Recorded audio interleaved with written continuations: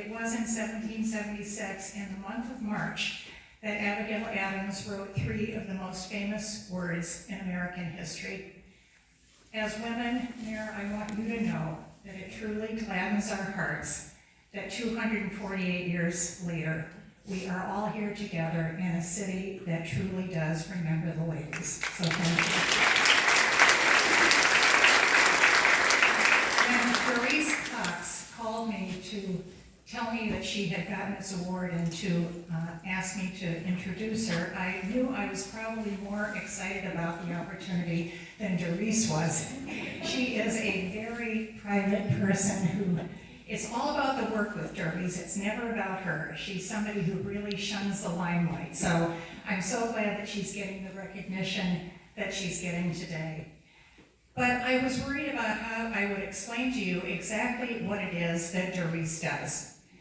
I remembered a conversation that I had many years ago with a friend of mine who married a man who was a full professor at a very famous business school. And he also consulted worldwide with multinational corporations. When my friend Joanne told him that my husband Ken and I were social workers, he had just one word in reply: why? It's a good question. So why is it that Daurice, for all of her life, has worked to help other people?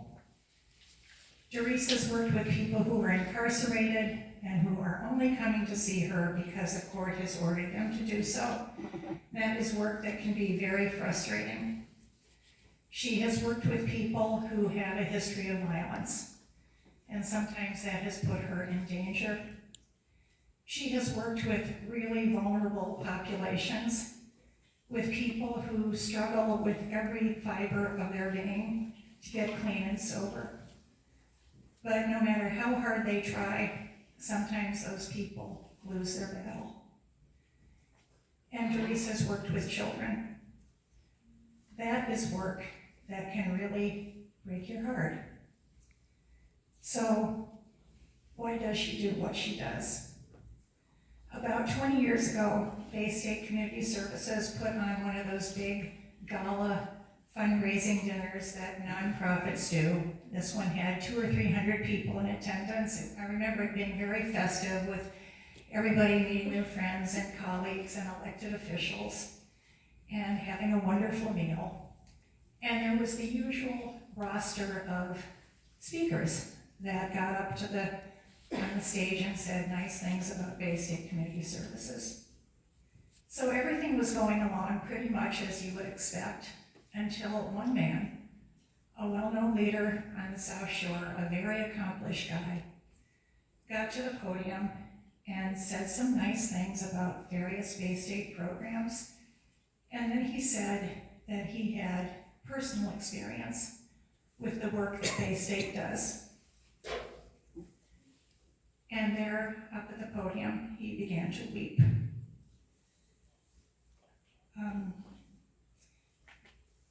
The clinking of the silverware on china stopped, and the laughter and the conversations stopped as he tried to regain his composure.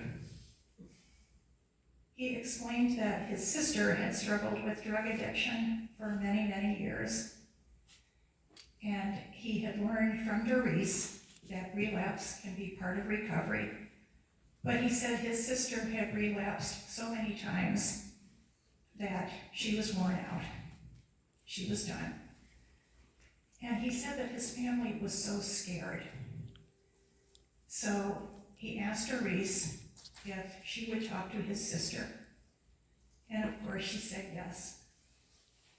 So the two women talked, and his sister agreed to go into a program that Daurice found for her. He said that all of this had happened about a year and a half prior, and his sister had been drug-free ever since then. He said, Daurice saved my sister's life. So that is why she does what she does. And the amazing thing about this is this was not a face-to-face conversation. This was two women in a telephone call. So what was it that she said? Well, she would never share that, but I've known Daurice for 30 years, so I know what she does. Long before our field embraced the concept of strength-based rather than deficit-based counseling, Daurice was always finding the good in people. When folks come to her, their problems are pretty evident. Sometimes they're laid out on the table for all the world to see. But what Daurice does is help people find their strengths. And in doing so, she gives them the greatest tool of all. She gives them hope. So I would like to introduce my dear friend, Dr. Daurice Cox.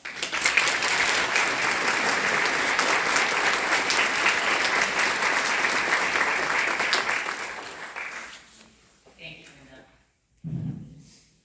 I'm so fortunate to have such amazing board members like you helping guide Bay State on the mission and all the work that we do to make sure that the well-being of the children and families in the communities are taken care of. I want to thank the mayor. Sorry. Is that better? Oh, that's way too loud. How's that?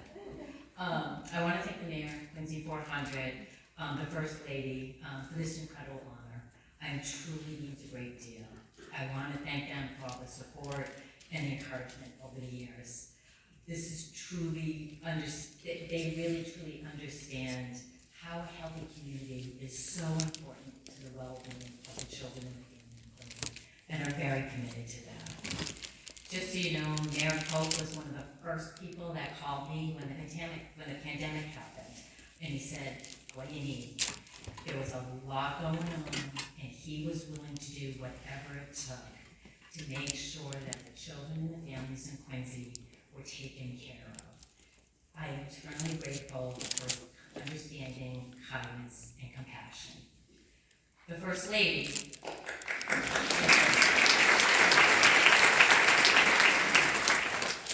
The First Lady is also someone who is willing to give to herself. Right before the pandemic, Bay State Community Circuit offers families a program that was called the Family Table, funded by the Duncan Jordan Childhood. Mrs. Cope came as our first special guest. She took the time to teach our families how to cook a nutritious meal that was cost effective, which is really important for the families that we serve. Not only did she teach the families, as well as some of the staff who were here, how to cook these meals, but they sat and enjoyed that meal with the families. This was a powerful message to the children and the families. They, for the first time, felt valued and important. I want to thank her for her kindness and compassion in all she's done for Bay State and the Quincy community.